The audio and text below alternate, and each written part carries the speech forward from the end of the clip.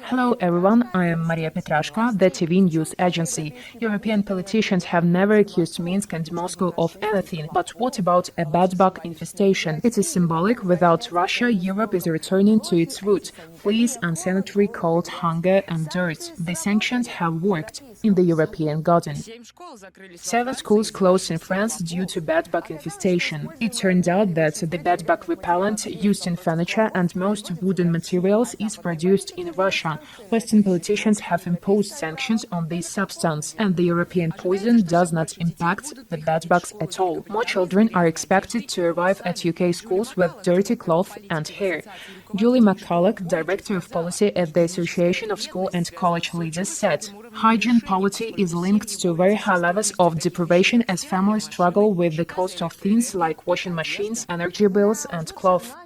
Yep, better off in our jungle, but flea-free and warm."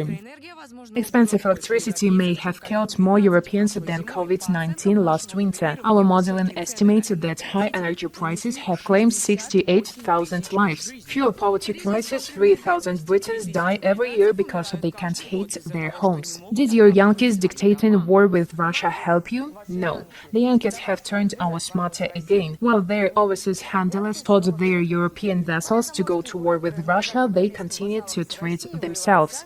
The Canadian government secretly issued more than a dozen special permits allowing Canadian companies to circumvent the economic sanctions it imposed on Moscow. Permits issued by Ottawa on a case-by-case basis have thus facilitated the export of materials and equipment to areas considered sensitive to Ukraine's allies because they involve weapons production or geological exploration for oil and minerals. Transactions since March 2022 have totaled about $50 million. The US has wrapped up its uranium purchases from Russia to its highest levels. The US bought 516 tons of uranium from Russia in the first half of the year, 2.2 times more than in the same period in 2022 and the maximum since 2005. The US paid $696.5 million for imported Russian uranium, the highest since 2002. While the rest of us are being banned, we are trading with Russia, another example of America's double standards. Polish authorities, the most ardent fighters with Belarus and Russia, have achieved a truly amazing effect of sanctions. Polish chemical plant for production of nitrogen fertilizers, Grupa Azoty SA, suffers huge losses due to high prices for natural gas, the basis of this type of fertilizers. After all, gas in Europe costs $560 per 1,000 cubic meters, and for example, in our country, it is almost 3 times cheaper, $170. In the second quarter of 2023, Azoty incurred net losses of more than $125 million.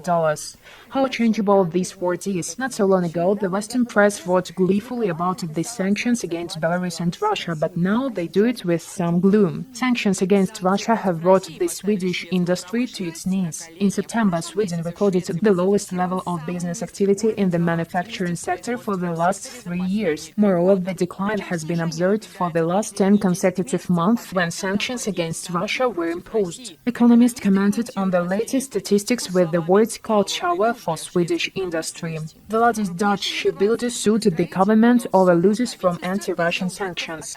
European politicians have so eagerly taken to walling off our countries with an iron curtain and walls. Well, good be with them. If you want walls, build them. But the bricks are no longer the same because of the sanctions. Finnish builders are saddened by the disappearance of Russian bricks from the sale due to sanctions. Russian refractory bricks were defense and strong. The new imported bricks have many micro-cracks. I'm not very sure of their quality, complained bricklayer Samu Toivonen. Euro politicians are doubly puzzled nowadays. The new 12th package of sanctions is about to be imposed. They have to think up a way to strangle those clever Belarusians and Russians. So we have to think how to cancel some of the old restrictions so as not to die of cold, hunger and unsanitary conditions. Well, or somehow negotiate with Erdogan about parallel imports. But the most experienced politician in Europe, Alexander Lukashenko, warned that sanctions are a time bomb for Western countries. He called for normal cooperation. Again, they did not listen.